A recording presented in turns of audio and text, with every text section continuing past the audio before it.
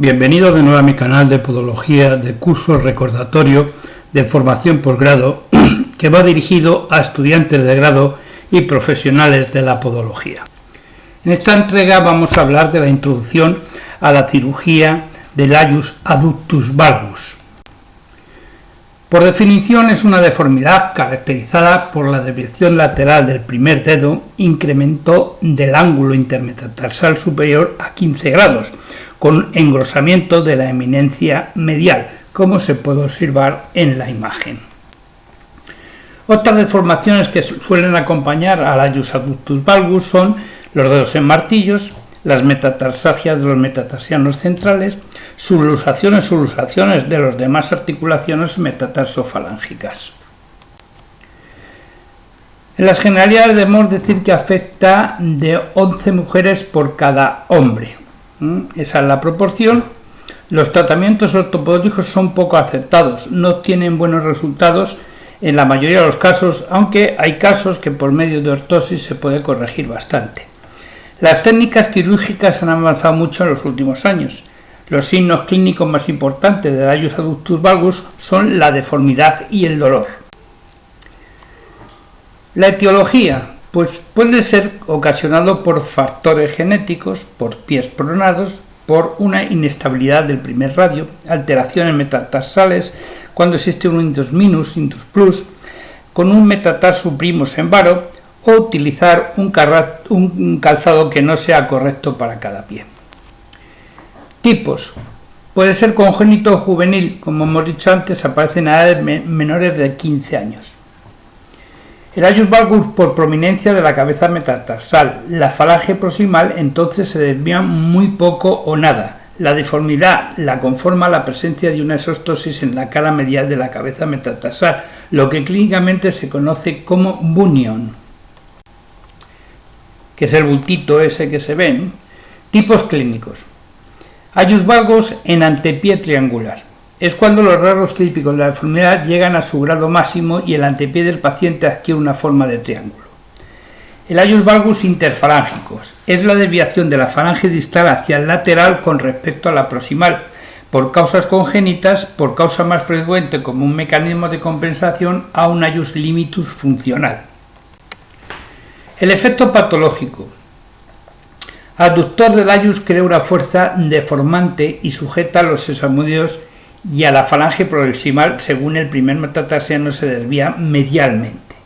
El extensor y el friso largo del Ius se desplazan hacia el primer espacio intermetatarsal, cuerda de arco metatarsofalángica. Así se genera la fuerza aductora. Se produce una subluxación de los sesamoideos que se ve perfectamente bien en las radiografías anteroposteriores. El músculo aductor del Ius, al hacerse trasplantar, no realiza su función aductora o flexora correctamente, aumentando la deformidad y con la fuerza de rotación creada hace que se produzca la pronación del primer dedo. La cápsula articular, por tanto, sufre una distensión interna y una distensión del ligamento colateral interno. Se va inhibiendo precisamente la función del músculo aductor del Ius y la cápsula externamente se retrae al igual que el ligamento colateral externo y el aductor del Ius, con más incidencia en su fascículo transverso de este aductor. La articulación metatarsofalángica puede estar normal, la articulación no hay desviación hacia ningún lado de los segmentos óseos, las carillas articulares están enfrentadas correctamente y paralelas y el espacio articular está correcto. Puede estar alterada con una desviación lateral del segmento óseo más distal en falanges con respecto a la cabeza del metatarsiano proximal. Se produce una luxación o subluxación. Las carillas articulares no están enfrentadas paralelamente y el espacio articular no se puede valorar. La alteración de los ángulos es lógico, como lo vemos aquí marcado. El ángulo intermetatarsal entre el primer y segundo metatarsiano, el valor normal según Montage es de 5 a 10 grados, según Houston de 9,5 y según Vilador de 8 grados, y según Zofles es de 8 a 10 grados. El ángulo del Ius valgus, el valor normal es de 8 a 10 grados, según Lellier, Vilador y Arantes consideran hasta un 16,7 grados que sería como normal. El ángulo del metatarsus primus valgus, su valor normal es de 18 grados, y el ángulo del hallus valgus interfalángico, su valor normal puede ser de hasta 20 grados, como se pueden estar observando en las fotografías que hay al lado. El ángulo de Mercer, formado por una línea tangencial a las cabezas del primero, segundo y quinto metatarsiano, su valor normal es de 140 a 142,5 grados. El ángulo PASA, proximal articular set angle o DMAA, ha de ser menor a 10 grados de desviación lateral. El incremento de esta desviación lateral es un factor a la hora de elegir el procedimiento quirúrgico. El ángulo DASA, distal articular set angle, es un parámetro angular que expresa el componente de valgización inherente a la falange proximal del hallus. En condiciones normales ha de ser próximo a 0 grados. La posición de los sesamoides. Para saber su posición se mide el grado de desalojamiento de los sesamoides con respecto a la cresta metatarsal. Existen varias clasificaciones. La clasificación de Montagne del 1981 lo clasifica de la siguiente forma. Grado 1. El sesamoide lateral se proyecta sobre la cortical lateral de la cabeza del primer metatarsiano. Grado 2. El sesamoide lateral se proyecta sobre el espacio intermetatarsiano. Y grado 3. Ambos sesamoides se encuentran en el espacio interóseo. Según el método de Gamble y Yale, la clasificación sería una posición normal, un sesamoidal con un lado de la cresta intersesamoidea. Sesamoidal en contacto con la cresta, sesamoideo medial exactamente debajo de la cresta ya deformada, sesamoideo medial situado lateralmente a la cresta intersesamoidea y ambos sesamoideos en el espacio interóseo. Procedimiento. El paciente suele acudir cuando tiene un hallus adductus valgus fundamentalmente por el dolor y la deformidad. Es importante evaluar la ocupación del paciente, valorar la tumefacción o si existe una bursitis, valorar la reductibilidad de la deformidad, tener en cuenta afectaciones sistémicas y hacer un examen radiológico minucioso. Antes de proceder a los tratamientos quirúrgicos se debe intentar un tratamiento conservador. Si ya el valgus no tiene angulación suficiente o el paciente no quiere operarse, hay que instaurar un tratamiento conservador. Llevar un calzado correcto, ortesis de silicona hechas a medida, férulas nocturnas y ejercicios de separación. El tratamiento quirúrgico sobre partas blandas se trata de realizar transposiciones tendinosas. Es el acto quirúrgico de cambiar alguna inserción muscular con el fin de desviar su acción o modificar la misma. Se realiza para evitar el valgo del primer metatarsiano.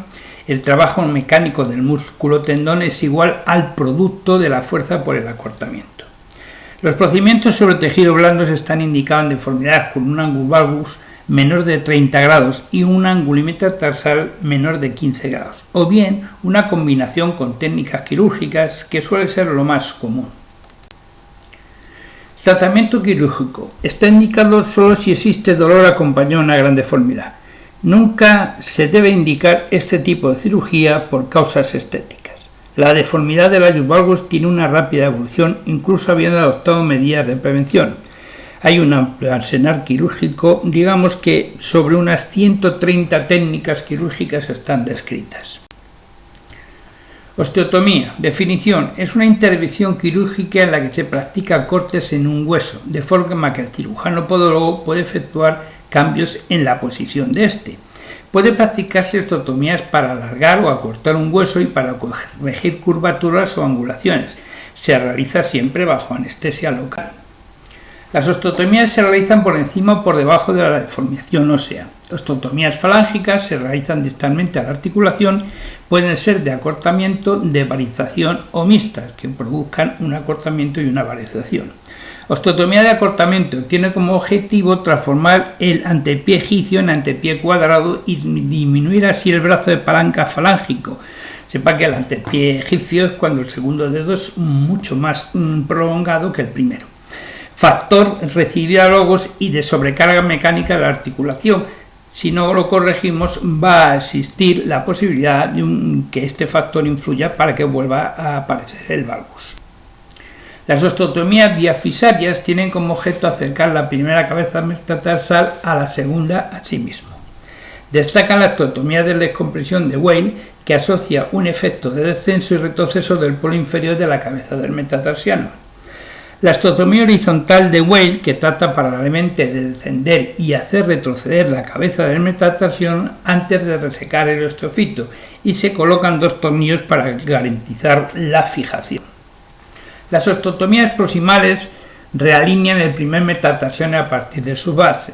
Destaca la doble osteotomía proximal metatarsiana y falángica. Consiste en osteotomías de la falange proximal con osteosíntesis por tornillo grapa y osteotomía proximal del primer metatarsiano osteosintetizada por mini placa con 2 tornillos de injerto.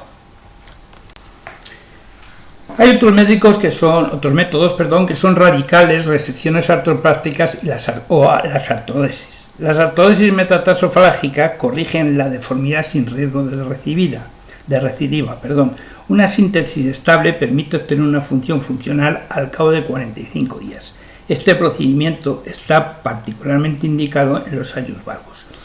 En otras entregas voy a facilitar para su comprensión las diferentes técnicas o las técnicas más utilizadas en podología para operar los ayus adductus valgus o denominados de forma coloquial juanetes.